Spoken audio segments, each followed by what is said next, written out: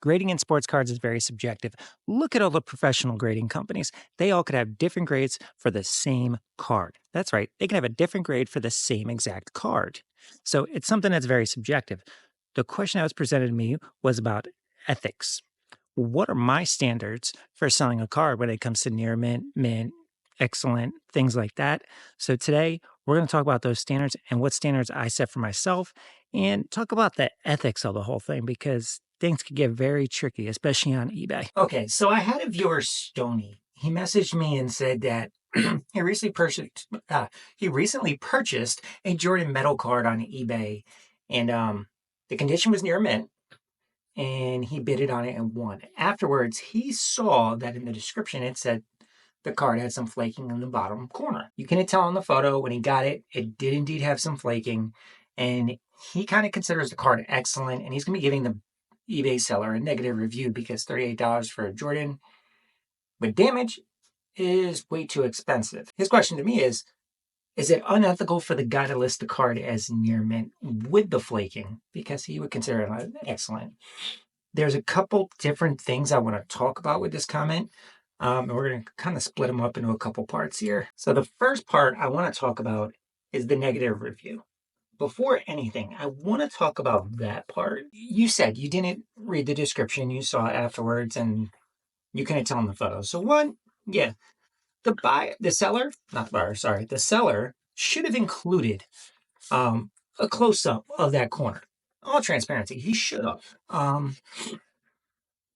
But at the same time, he did disclose the issue in the description.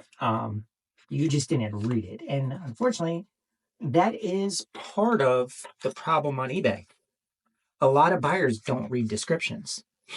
So the negative review, do I think there should be a negative review for this seller? No. He could have given a picture of the corner, but he did disclose that there was an issue with the card. You failed to see that. So on that, I don't know if I'd give him a negative review, maybe a neutral, with some constructive feedback. Like, hey, include a photo of this next time. That way it's a little more transparent for me as a buyer that there is some flaking.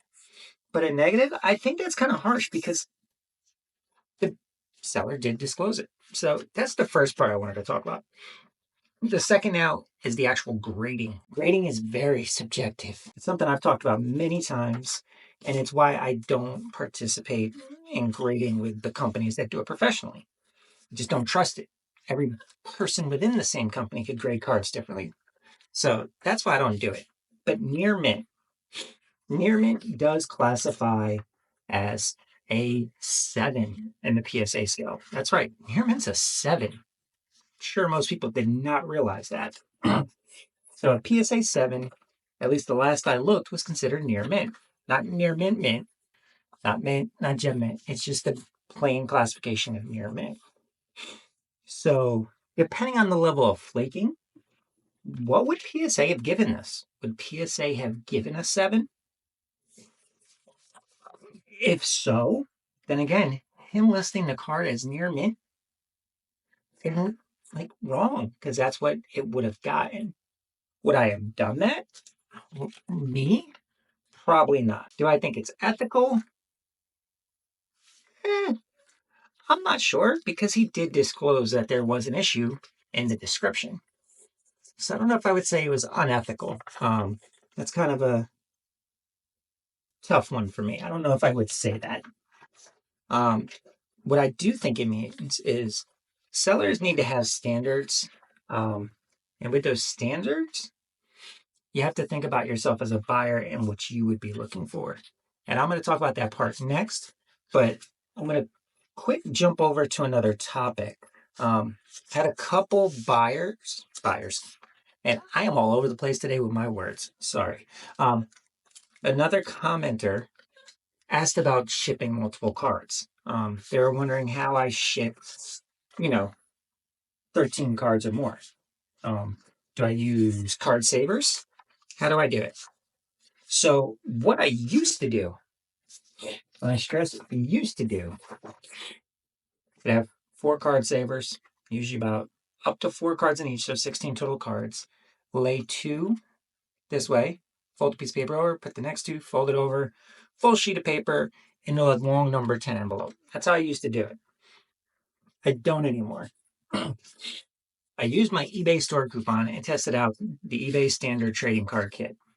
You get this envelope, it's got three little pockets. You can slide cards in. It says it can hold up to 24 cards. With sleeves, I don't think so. I put all my cards in sleeves, obviously. So the max I will do is 5 in each slot, up to 15 cards. And even then, if they're like Chrome cards, I might cap it at 12. And then if it's like 15 cards, then I just send a bubble mailer. Even with 8 not in sleeves, I don't trust it. Cards could get damaged, but I put them in sleeves. You get this little thicker cardstock, put it with this, and then you've got the eBay envelope. You pop in, seal it. This one was 9 cards, just like that. 9 cards are done. So I put it now in the eBay standard envelope trading card kit. I never thought I'd buy it. Never thought there was a need for it. But since I used my store coupon on it, paid like just the tax, and it worked out fine. I've never had a customer complaint with it. So that now is how I send 5 cards or more. Using the standard envelope kit. It's actually pretty cool, and I will be ordering more of these. Luckily, with my volume, my quarterly coupon is enough to cover these, and I haven't had to pay out of pocket except for the taxes. All right, back to the main topic. When it comes to ethics and standards, that's what I think we need to have as sellers is standards on what we sell. And that standard should be something very simple, crystal clear. Is this something I would buy? Is this something I would consider a near mint if I was buying it? If I was buying it, do I think it's an excellent card? That's what we need to do when we sell cards. If I'm going to list it at near mint with that flaking in the corner, but I wouldn't buy it with that flaking in the corner at that price because it was listed as near mint, then you do not sell it as near mint. You have to sell something based on how you would look at it as a buyer because end of the day, the customers are what makes you the seller. If you have no customers, you're not selling. Your cards are sitting there and you're going to be out of business. Just like other sellers, when you buy, if you're not buying, they're not making.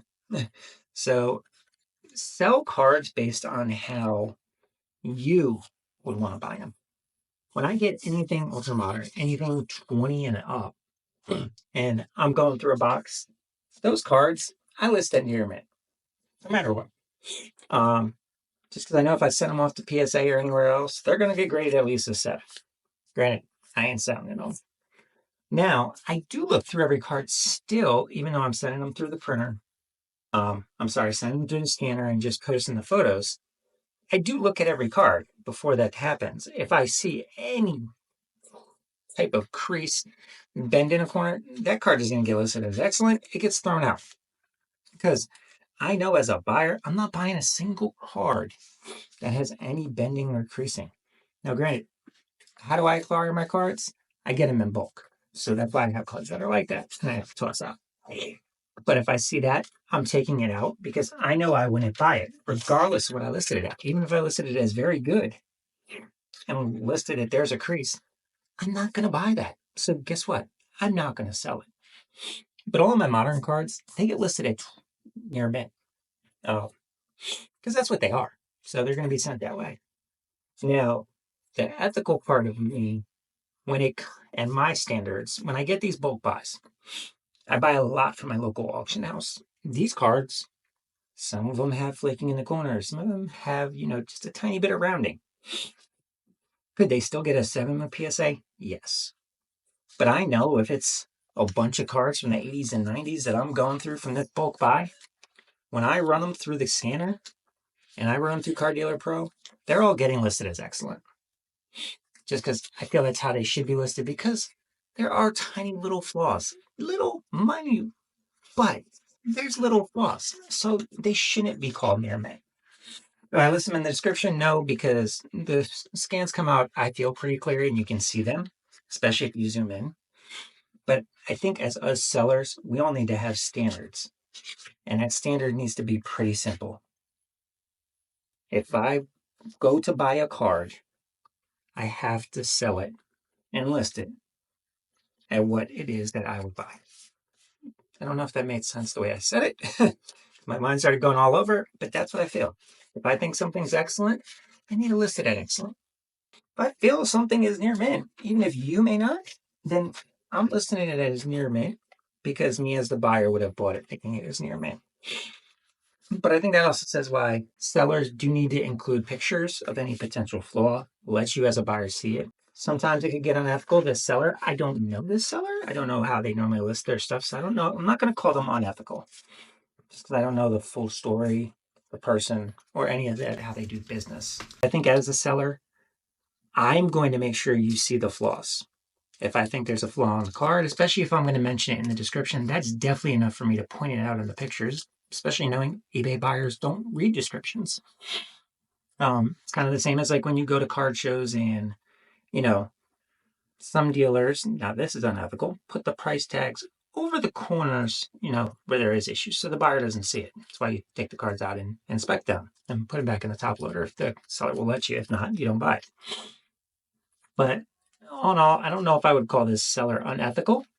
Not yet, at least. I just think that as all sellers, we just need to have standards, and that's, would you buy this? What would you consider this? If you consider it near mint, it's near mint. If you consider it's excellent, then it's excellent. Don't just blindly say it's near mint to make a sale. That's all I got today, guys. I'll see you on the next video.